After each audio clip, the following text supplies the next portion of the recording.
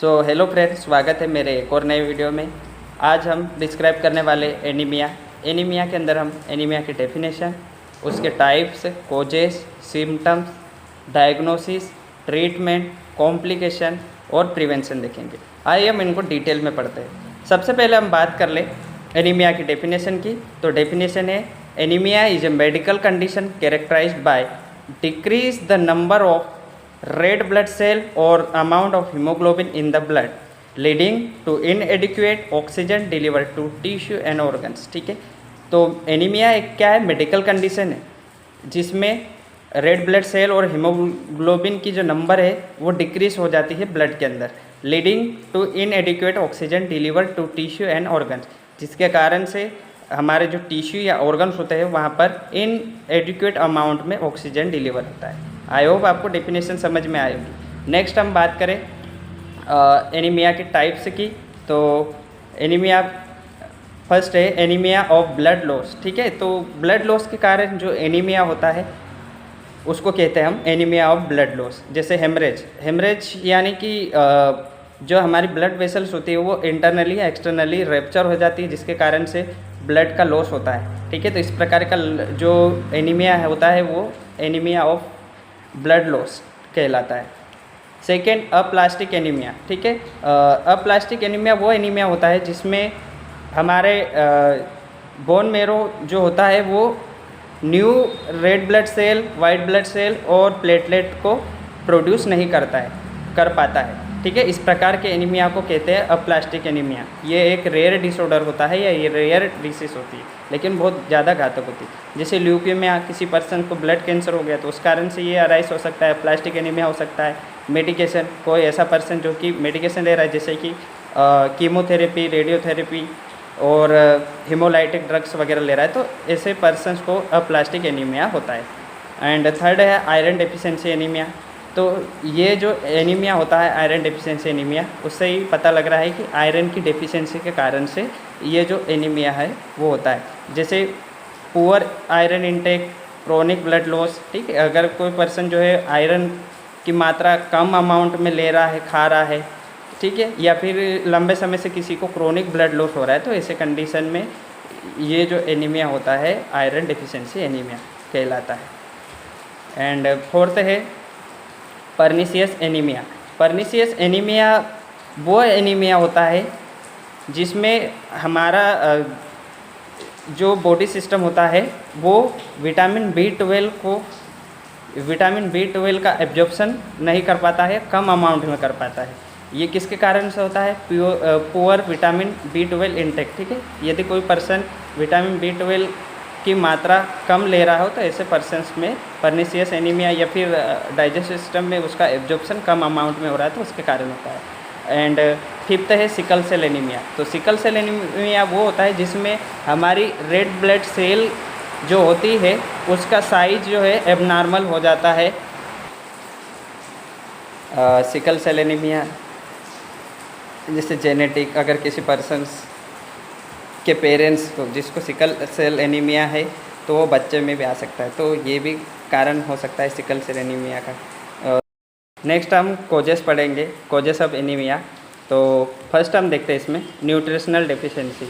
यदि कोई पर्सन जो है उसमें न्यूट्रिशन की डेफिशिएंसी होगी, जैसे भोजन में वो सारे पदार्थ आवश्यक बैलेंस डाइट वगैरह नहीं ले रहा है, तो उसके कारण से भी जो है एनीमिया हो सकता है। एंड क्रोनिक डिसीज़ जैसे किडनी डिसीज़, कैंसर। ठीक है, किसी पर्सन्स को जो है क्रोनिक या किडनी डिसीज़ होगा तो उन डिसीज़ों के कारण से भी जो है एनीमिया की कंडीशन देखने को मिलेगी।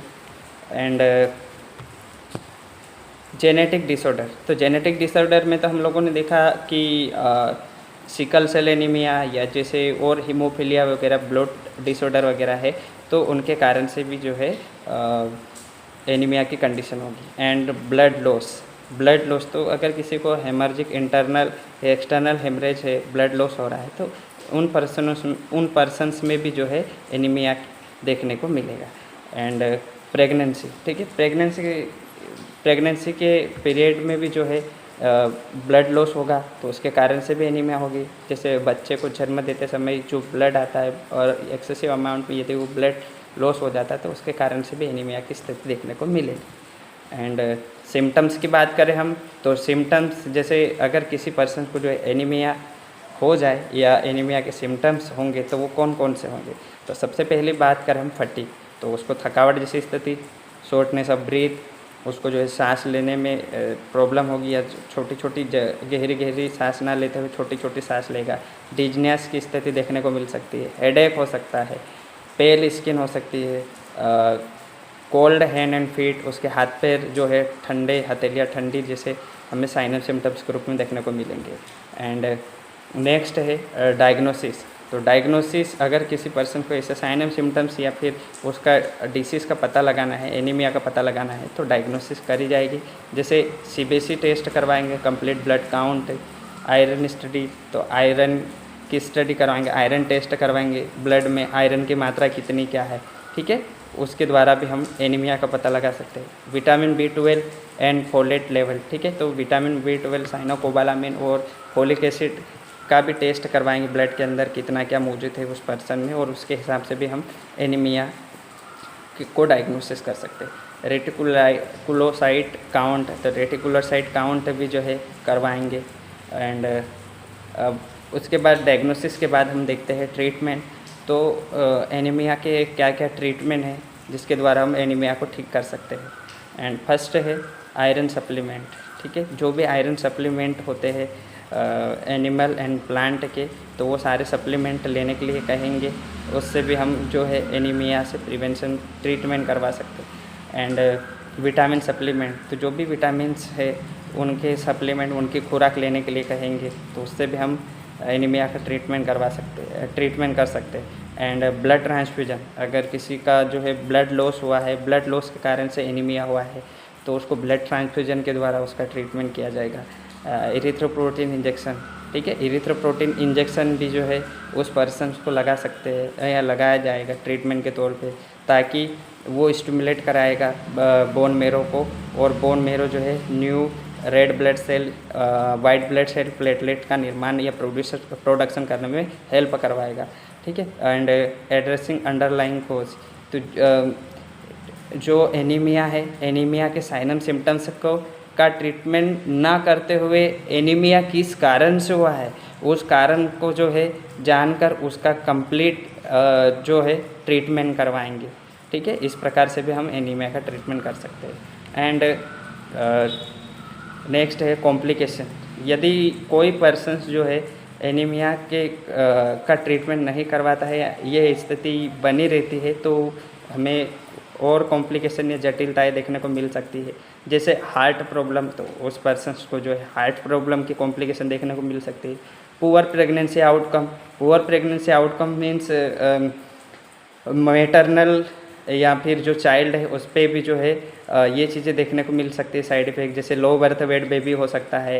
एंड प्रेगनेंसी के समय में जो है उसको एनीमिया की स्थिति देखने को मिल सकती है, बेहोशी की स्थिति देखने को मिल सकती है पुअर प्रेगनेंसी आउटकम्स में। इम्पेयर्ड कॉग्निटिव फंक्शंस, तो जो कॉग्निटिव फंक्शन जैसे सोचना, समझना, थिंकिंग करना, जजमेंट लगाना, वो इम्पेयर्ड देखने को मिल सकते हैं कॉम्प्लिकेशन के रूप में। And increase risk of inflation, ठीक है, जो भी का मतलब होता है कि जैसे ट्रीटमेंट वगैरह तो लेते हैं लेकिन बीच में छोड़ देते हैं या कंप्लीट नहीं ले पाते हैं, तो इकोनॉमिक स्टेटस जो उनका कम हो सकता है, या फिर बार बार पैसा वगैरह जो है उनका खर्चा होता है, टाइम खर्च होता है, कॉस्ट खर्च होती, ठीक है, तो ये भी कॉम्प्लिकेशन के रूप में देखने को मिल सकता है। एंड हम इसके प्रिवेंशन की बात करें तो क्या क्या प्रिवेंशन करने चाहिए, तो ईट बैलेंस डाइट, जो भी बैलेंस डाइट है वो लेना चाहिए जिससे कि एनीमिया से प्रिवेंशन करवा जाए। टेक सप्लीमेंट, तो जो भी सप्लीमेंट्स जैसे विटामिन्स हो गए, मिनरल्स हो गए, तो ये सारी जो चीज़ें हैं वो अच्छे से लेना सप्लीमेंट के रूप में, तो इससे भी हम एनीमिया से प्रिवेंशन करवा सकते हैं। एड्रेसेस अंडरलाइंग कोज, तो जो भी छोटी सी भी बीमारी हो तो उसको नज़रअंदाज ना करते हुए उसको जो है समय के साथ करवाने से वो ज़्यादा गंभीर नहीं होगी, तो ये भी एक एनीमिया का प्रिवेंशन है। फिर गेट रेगुलर चेकअप, ठीक है, जो भी चेकअप है उसको डेली करवाना, चेकअप करवाना, ताकि एनीमिया से प्रिवेंशन किया जा सके। आई होप आपको जो है एनीमिया का टॉपिक समझ में आया होगा। हमारे ऐसे ही वीडियो देखने के लिए हमारे चैनल को लाइक एंड सब्सक्राइब कीजिए। Thank you.